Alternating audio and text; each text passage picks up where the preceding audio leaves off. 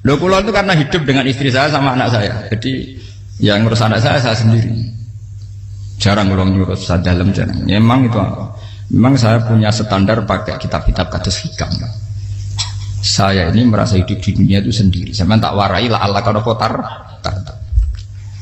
Imam yang ngarang hikam itu punya resep supaya kamu seneng terus. Liyakil lama tafrahu bihi, mesti yakil lama tahzanu bihi. Usahakan sedikit sekali apa yang bikin kamu seneng, maka akan sedikit sekali yang bikin kamu susah. Jadi misalnya kulo nih, jadi kiai misalnya cari wong, kulo kiai wong alim, jelas nak ngalimnya ngalim, nak kiai rapati ya, nak ngalimnya jelas. Tapi nak kiai rapati, nah kan kiai tapi orang ngalim. Nah kulo nak darah wong alim malah beliau jelas. Nak kiai rapati ya, kulo rapati nurut, tapi aturan masyarakat rapati nama. Nah sampean kiai tapi orang apa ngalim. Ya beda.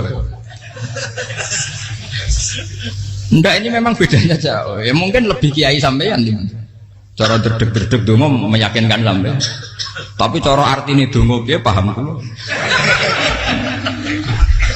Lha boten iki nyata, sampe rasa tersinggung. Napa barang-barang napa? Nyata. Nah, kalau sering ditakoki kiai-kiai masalah. Resepnya apa jenenge? Konjinan ratau susah, dal kita ratau wiridan, ratau mohon sisip. Resepnya ilmu itu gini kata hikam. Ulama yang kayak hikam tuh pernah ngarang kitab tuh saking syukurnya entah saking angkuhnya terserah komentari. Kamu harus yakin bahwa di sisa hidup Anda itu tidak akan maksiat lagi. Sehingga kalau kamu ditakdir maksiat, anggap saja akhiru maksiatin kudirat alika. Anggap itu yang terakhir. Siapa yang menganggap mohal bahwa dia tidak akan dosa sampai mati, berarti menganggap Tuhan itu lemah. Karena cara berpikir kita kan bayangkan hidup itu 40 tahun lagi. Misalnya saya sekarang umur 40, bayang umur kadang 4 tahun meneh. Sampean misalnya umur selawe, bayang selawe tahun meneh. Sehingga menganggap dalam durasi selawe tahun kok orang maksiat kan mohal. Apalagi sampai sudah tahu maksiat itu bakat tempah. Ya maksiat ya kelas-kelasan, nak bikin pacaran. Nak wong iso omah yo nakal, nak sing setengah soleh ya berbau proposal ya sesuai kontaknya DWD. Itu kan urusan masing-masing. Ya itu kan urusan masing. Wae wakisabu ala wa, ngono ora ana sing ro wae wakisabu ala. Rombongan wali songo, mbok kangen wali songo, mbok golek selisih wae napa alam. Sing roh pangeran piyap, mbok kangen wali, mbok golek selisih margin. Niku pokoke wae napa ya itu kan urusan jenengan mbek pangeran, mboten urusan kula. Tapi tetap saya sebagai ulama mengingatkan, niat itu ditoto. Begini, ulama dulu tuh ngitung hidup itu hanya 2 menit 2 detik. Sehingga dia ya gampang saja. Kayak imam, kayak kanjeng Nabi itu, ya Rasulullah kenapa tidak menyediakan makan untuk besok? Loh, saya itu tidak yakin kalau hidup saya sampai besok. Ya sudah begitu cara, ya sudah tenang saja. Kalau sampean kan bayangkan hidup 4 tahun lagi, 5 tahun lagi, sehingga arah mangan ya wedi tenan. Padahal bolak-balik zaman cilik arah mangan tetap ya wedi. Jadi cara berpikir Nabi itu begitu. Begitu juga cara pikir sahabat, cara pikir ulama-ulama yang waras itu begitu. Loh, saya itu pernah melarat di Jogja, zaman pertama merantau. Itu kalau santai saya bilang, Gus kok tidak punya beras? Tapi apa yakin nak sesuk urip Pak? Kowe buta mangan sesuk, anak sesuk ijek napa? Cara berpikir ulama itu begitu. Sehingga melihat maksiat juga gitu. Alhamdulillah aku ijek urip 1 detik, 2 detik, 2 menit. Sehingga hidup. Dan itu sudah cukup untuk lafadzkan la ilaha illallah. Makanya kata yang ngarang hikam, betapa murahnya Allah. Surga itu hanya bisa dibeli dengan 2 menit. Karena surga itu senilai la ilaha illallah. Miftahul jannah la ilaha illallah. Itu cukup 1 menit. Berarti surga itu regane mau 1 menit. Dan karena dia nganggap hidup itu 1 menit ke depan, la ilaha illallah, ya sudah. Dia ngitungnya hidup itu per menit. Kalau sampean kan enggak, per 10 tahun, per 20 tahun. Sehingga kriminal betul, cara pandang sampean itu kriminal betul. Sehingga bayang kudu di duwe, kudu di bojo, nak kiai kudu di pengaruh. Lah kalau saya enggak. Saya meskipun enggak sehebat itu, tapi mewarisi keilmuan mereka. Jadi misalnya saya jadi ulama, itu bayang di santri mau sitok. Islam kok kayak ke Ahmadiyah ya gitu saja. Ya pokoknya ya sudah gitu. Orang bayang lo santri sing pampinan takwa khusyuk salam tempel demen gelo, demen apa? Lo tanyakan santri-santri saya itu mungkin belum pernah nyuruh istri saya bikin kopi. Bisa dihitung. Karena saya itu sederhana saja. Misalnya saya pergi dari Jogja, ini yang nyata salam. Bayang lo bojo gue semaca gawekno kopi, bukakno lawang malah kecewa. Seperti umumnya orang kan gitu. Semerantau ada gawekno bojoku nyuambut, digawekno kopi, digodhogno banyu hangat teman, bareng teko bojone wangep kukur-kukur.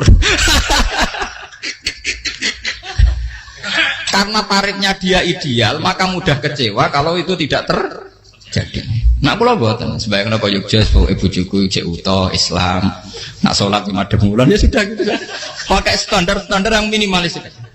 Saya dari rumah bangun sampai ngaji ya, pokoknya melek, terus ya sudah nak sholat di madhep napa, mulanya sudah gitu. Andai kan saya pakai standar maksimal, maka akan mudah kecewa. Rasulullah juga begitu. Rasulullah itu ngadepi Sayyidah Aisyah, itu ya begitu, ngadepi Hasan Husain. Sehingga tidak ada cerita Nabi mudah kecewa, betul. Karena Nabi bayangkan anak istrinya itu ya minimalis sekali, urusan dunia loh maksudnya minimalis sekali.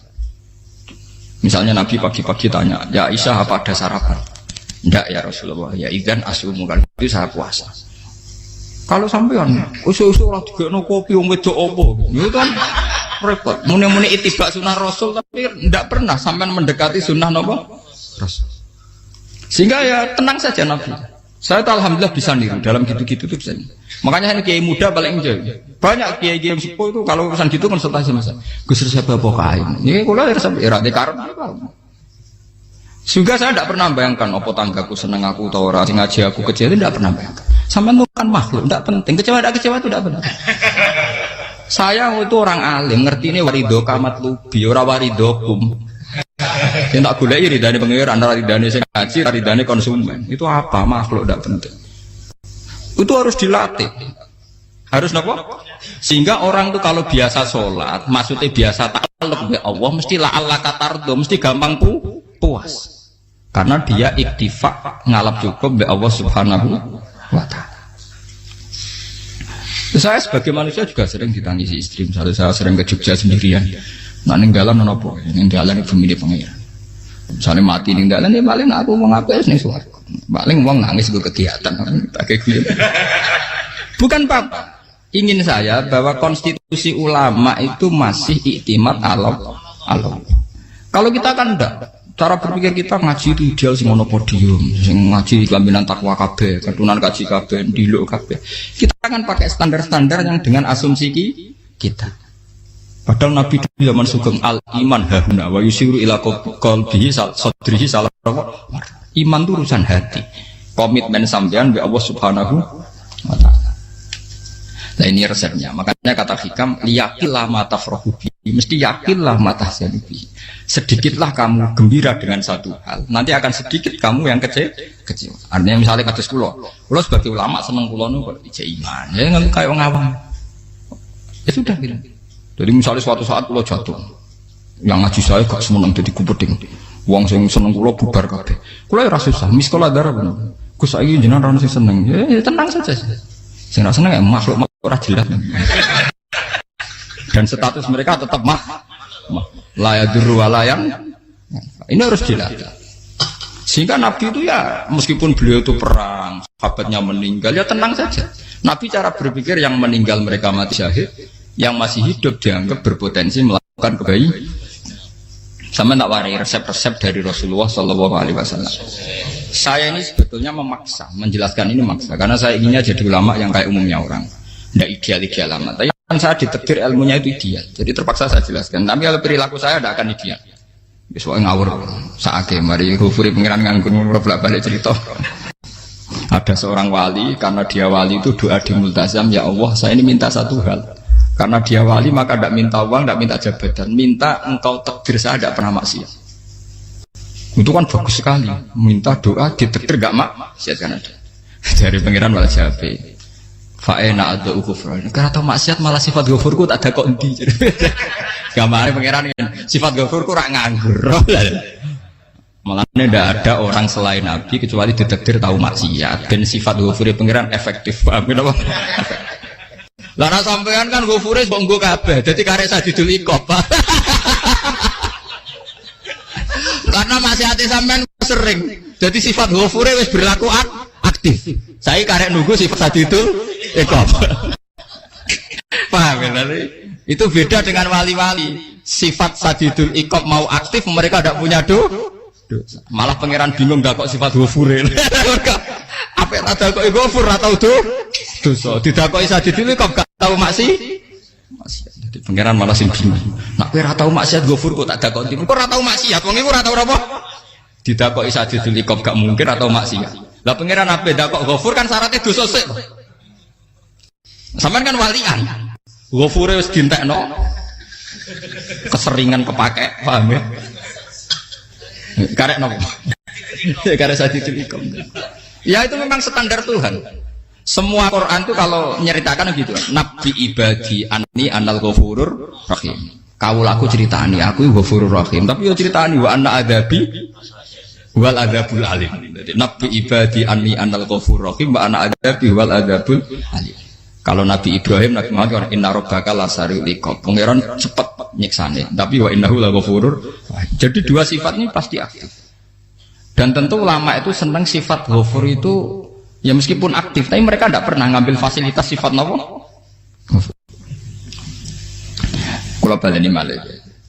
Sehingga kayak Sayyidina Umar radhiyallahu anhu ketika beliau pertama jadi khalifah, ini cerita di kitab Hayati Sahabat. Pertama dia jadi khalifah, orang mengira dia akan ngomong hal-hal yang besar, visi besar tentang negara, visi besar tentang izzatil Islam wal muslim. Tapi ketika Umar pertama pidato begini, ayuhal muslimun ayuhan nas, ana, jari kata Sayyidina Umar, ana hulamun min bani Mahsud, akulu min kholati, saya ini pemuda dari Bani Mahsud. Kecil saya bisa makan karena bulik-bulik saya punya kebun kurma yang kalau saya memanen diopahi beberapa biji dan itu menjadi kuti wahayati, menjadi saya bisa hidup. Terus wassalamualaikum warahmatullahi wabarakatuh. Orang itu penasaran semua. Orang jadi khalifah pertama dibenem jadi Amirul Mukminin, pidatonya ngenang masa kecilnya ra kelar mangan, kelare mangan mergo buruh bulike, paham ya? Ngondoh kurma terus dikai tamarotin, beberapa kurma sing dadekno iso dan itu saya pakai sampai ketemu Allah Subhanahu wa taala saya pakai. Misalnya sekarang saya mulya, misalnya kalau dibilang mulya ya ana sing nyucuk, ana sing husnudzon, ana sing hormat macam-macam sawangane. Itu bodoh sekali kalau saya menikmati itu, bodoh sekali. Paling banter nikmati dicucup dihormati itu apa? Tapi kalau nikmatnya bisa makan saat itu tuh nyawa. SBY jadi presiden prestasi, Gus Dur jadi presiden prestasi, tapi umpama presiden tetap mangan. Prestasi tertinggi ada bisa makan selisat dirungki gojogonyo. Makanya Umar mengingatkan, sebetulnya nikmat tertinggi saya itu tidak saat saya jadi khalifah, saat itu kok aku iso mangan, cara gak aku mati.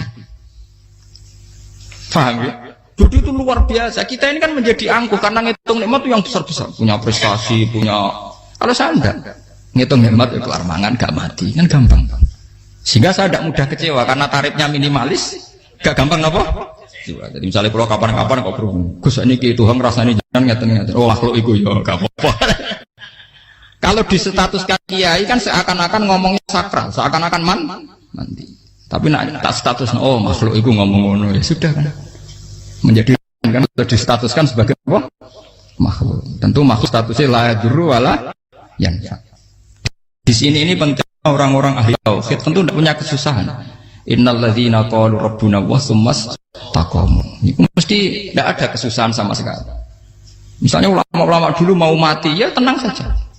Mati kedua itu mati paling menantang ya, menyenangkan sekali. Karena mati yang seru itu mati zaman Al-Adam. Misalnya saya kelahiran tahun 70. Tahun 40-50 kan belum ada saya. Itu mati yang sejati karena Al-Adam. Kenapa? Al-Adam tidak ada. Mati yang nanti itu mati yang petualangan karena saya mati setelah menyaksikan kekuasaan Allah, setelah husnudzon sama Allah, sehingga mati yang menuruti kerinduan akan ketemu sang kekasih. Makanya Jalaluddin Ar-Rumi ketika mau meninggal dan orang-orang muridnya nangis, dia marah-marah. Hei murid-muridku, betapa bodohnya engkau. Saat kayak ini yang saya tunggu, saya sudah menyesal berpisah sampai Allah dat cinta senang. Aku kecewa waktu makhluk-makhluk koyo kowe. Saiki wis wayahe aku goleki kholik dat cinta senengi malah mbok tangi. Cek bodone kowe. Saat-saat sing tenteni malah mbok tangi. Betapa aku lamanya menunggu kematian ini. Mergo hidup itu keterpisahanku mbek Allah, kemen ketemu kowe. Malane Jalaluddin Rumilah yang mengistilahkan mati itu malam pengantin. Makanya fal'an awanus sirok minkum wa awan wisol habibi. Ini saat yang indah karena ketemu dengan berpisah dari makhluk-makhluk yang tidak penting menuju sama habibi kekasihku. Jadi dia misalkan mati itu malam pengantin. Semenjak istilah itu populer sehingga di Jawa anak orang ngipi jadi nganten takwilane mati. Itu filosofi sufi, ya filosofi apa? Lah niku tenan. Begitu juga sahabat-sahabat dulu. Bilal mau meninggal, anaknya udah nangis. Bilal lagu ya. Ditanya sama anaknya, kenapa anak-anak kamu nangis? Dan jenengan badhe kapundhut. Aku malah seneng nang mati. Hudan nalqal akhibah Muhammadan wa hisbah. Aku nak urip ketemune mbek kowe terus. Malah nak mati ketemu Nabi Muhammad. Hudan nalqal akhibah Muhammadan wa hisbah. Nah, dengan cara pandang begitu maka hidup itu enjoy saja. Ya saya sebenarnya keberatan pakai kelas ini, keberatan karena saya harus ngulang sampean-sampean itu. Ya makanya potensi kayak saya tentu mengurangi jadwal ketemu. Makanya saya mohon kalau tidak penting itu jangan sungkan. Anggap saja itu bagian dari hormat saya. Ya minimal sampai anak misalnya di dua saya ketahui gue jajan pentolan, nah apa mau kesuwan bareng malah repot. Gue ganggu uang anak peleleran pak. Nah misalnya sampai kepentakok hukum, uang nak rapinter, hukumnya takokan ya ringan, takok kita tanggam paling bisa. Karena pertanyaan yang ringan tentu ya ringan-ringan saja kan. Gak perlu kiai kali ber. Sampai rasa GR. Kalau pertanyaannya angel Gus gak ono sing iso jawab. Wong nak ra alim tahke, ku pertanyaane ya ora patimu itu. Iku wis kangelan ngoten. Ini mboten ngenyek tapi padha enak. Padha napa? Makanya kalau latih. Jadi hikam sendiri itu ada manhaj, ada metode. Kalau orang supaya tardo, liyakil lama tafrohu bi, yakil lama tahsen. Anak saya itu kalau habis main pulang, itu saya senengnya pol. Istri saya pernah jangan. Gus, anak mulai senengnya dek biro-biro, anakku gemulai nih ngomahku, misalnya terus biasa. Saya terus anakku lo main mulai itu seneng. Biro-biro anakku mulai nih ngomahku. Dipanggil anak saya bapak itu senengnya sak boleh. Biro-biro saya manggil bapak. Jadi saya pakai standar minimalis kan. Saya tidak pernah pakai tarif. Dia anak yang ideal dihormati orang. Sampai anakku sujud nih pangeran, ngerti pentingnya mau tasbih, makanya anak saya tak namakan tasbih semua. Itu ya sudah selesai. Saya tidak pernah bayangkan anak saya jadi kayak besar dihormati jemput. Mari gampang kecil. Ya, sekolah kan Sayyidina Umar. Saya pemuda dari Bani Mahzum. Yang kecilnya bisa makan karena buruh bulikku. Akal tuh tamarot. Wah itu saya baca tuh nangis betul. Betapa hebatnya Sayyidina Umar. Mengingatkan ulang bahwa nikmat tertinggi itu ya makan karena makan kaitannya nyawa. Orang jadi bupati, enggak jadi bupati tetap makan. Jadi kalau ngantin saya tarifnya minimalis sekali. Oh, kalau orang sudah makan gitu, lah Allah kata tertentu mudah sekali. Tapi kalau sampai tarifnya ideal harus di mobil, kudu sanggup agak. Masuk gue mobil gak sanggup agak. Barang gue sanggup agak, kudu gue penderek. Masuk kiri lu juga kok tanpa apa? Penderek. Penderek maju. Masuk orang kena dikeloli, jadi malah repot. Akhirnya gue mau ngaju. Harus selingkuh dari sing itu perkara meneh. Mau ruwet nuruti tahapan-tahapan duniawi makanya resep kalau ingin itu kon sholat. Maksudnya sholat itu dihayati secara tauhid ya. Dihayati secara tauhid. Misalnya inna sholati wa nusuki wa mahyaya wa mamati lillahi rabbil alamin. Itu akan pasti Allah kata pasti mudah melihat alam ini ridho. Ini satu sekelumit di resep orang ulama yang saya meniru beberapa di kitab Hayati Sahabat, di kitab Hikam, dan meniru terutama semuanya sanad dari Rasulullah Shallallahu Alaihi Wasallam. Makanya suatu saat Nabi itu kagum. Abdullah bin Mas'ud itu jalan dan dikawal oleh beberapa malaikat. Terus Nabi itu heran. Ya kenapa kita tuh selalu mengawal kamu? Kata Abdullah bin Mas'ud, ya Rasulullah, inilah akhtu khutwatan illa wa azunnu alla akhtu wa ukhra wa ma aqaltu luqmatan illa wa azunnu alla alqamu ukhra. Saya itu tidak pernah melangkah kecuali saya tidak pernah yakin apa betul saya bisa melangkah lagi. Jadi perlangkahnya itu dia iktimat Allah. Dan saya tidak pernah mengunyah satu kunyahan kecuali saya tidak yakin apa betul saya bisa mengunyah lagi. Setiap kunyahnya tetap semuanya ada bismillah. Semua itu atas nama pertolongan kata Rasulullah. Orang kakak andekan saya ada nabi terakhir itu jadi nabi. Jadi kemana? Makanya dulu Nabi itu sering ngendikan, adekan orang-orang kayak gitu itu ada nubuah, tentu mereka punya derajat nopo nubuah. Jadi tidak jadi Nabi tapi punya derajat nopo nubuah.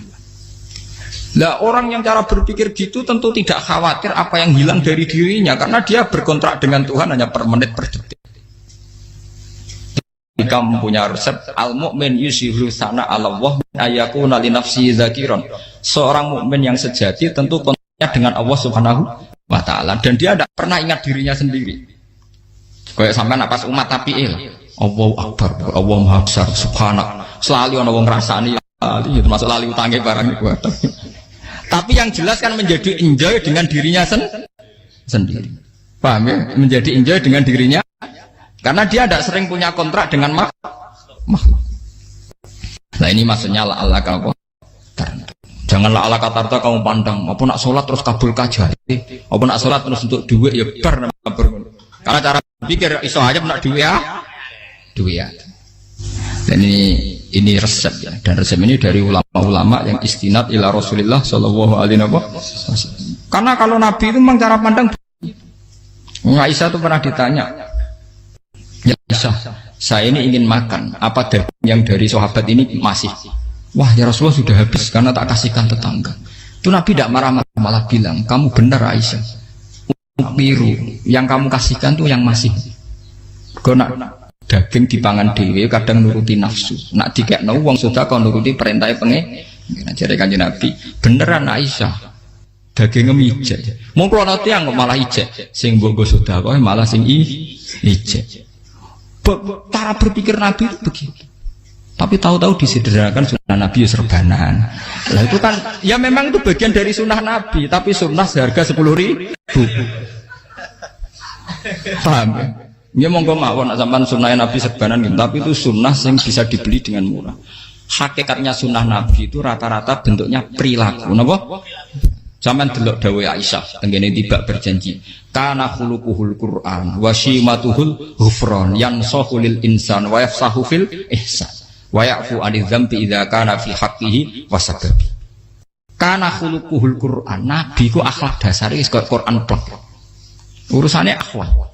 Wasimatuhul ghufron, ciri utama sifatnya Nabi gampang nyepuro. Yansahu lil insan, dan Nabi punya niat baik pada seluruh manusia. Wa yafsahu fil ihsan, sering melakukan ihsan. Dan sunnah Nabi ngoten kan luwih sering kula Quran ya wis hafal mulan. Wasimatuhul ghufron kula gampang nyepuro, sampeyan ngaji angop ora tau tamu. Yansahu lil insan, kula bedina nate tiyang mulan.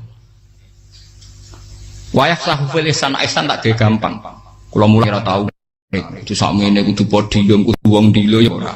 Pokoke akhir kiamat dia ya madhep mulon ya sudah.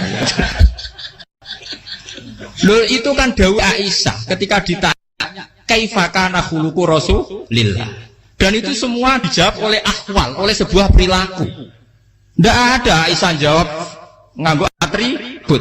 Oh Nabi itu jubahan serbanan, tidak ada itu. Memang itu sunnah ya, satu itu sunnah kan, jangan salah paham ya.